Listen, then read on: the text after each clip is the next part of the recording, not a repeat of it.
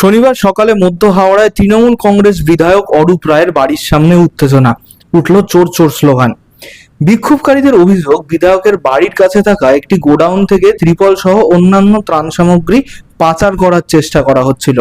সেই সময় স্থানীয় একজন বিজেপি কর্মী বাধা দিলে তারপর পরিস্থিতি উত্তপ্ত হয়ে ওঠে। গোডাউনে বিপুল পরিমাণ কম্বল, ত্রিপল, খেলার সরঞ্জাম ও পিপি কিট মজুত করা রয়েছে বলে অভিযোগ স্থানীয় বিজেপি কর্মীদের। বিজেপির তরফ থেকে এই ঘটনার উপর ভিত্তি করে শিবপুর ও হাওড়া থানায় অভিযোগ দায়ের করা হয়েছে। যদিও এই সমস্ত অভিযোগ অস্বীকার করেছেন বিধায়ক অরূপ রায়।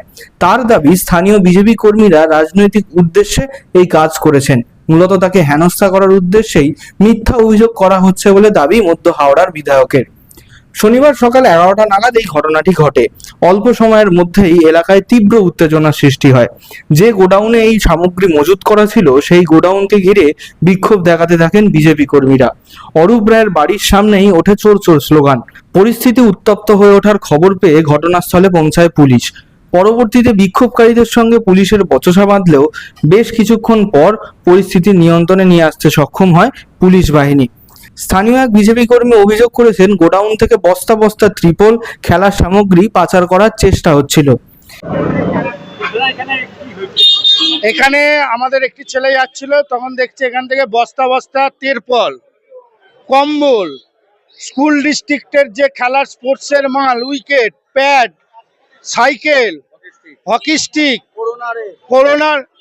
করোনার যে করোনাকালে যে আমাদের গার্ড ছিল, মানে কভার দেওয়া, সমস্ত কিছু এখানে মজুদ আছে।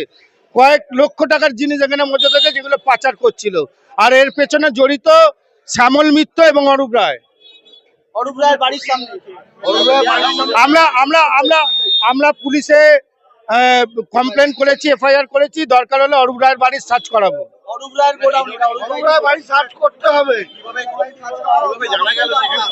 এটা দিয়ে আমাদের একটি ছেলে যাচ্ছিল, কার্যকর্তা সোনু বলে, তো ও দেখতে পায় প্রথমে এখান থেকে লোড হচ্ছে, তো সঙ্গে সঙ্গে ফোন করে আমরা যে মুহূর্তে গাড়িকে জিজ্ঞাসা করেছি যে কি হচ্ছে এগুলো, সঙ্গে সঙ্গে ড্রাইভার গাড়ি রেখে চলে যায়। হ্যাঁ, গাড়ি রেখে পালিয়ে যায়। হ্যাঁ, অবশ্যই পাচার করছিল, পাচার করে না, পাচার করছিল।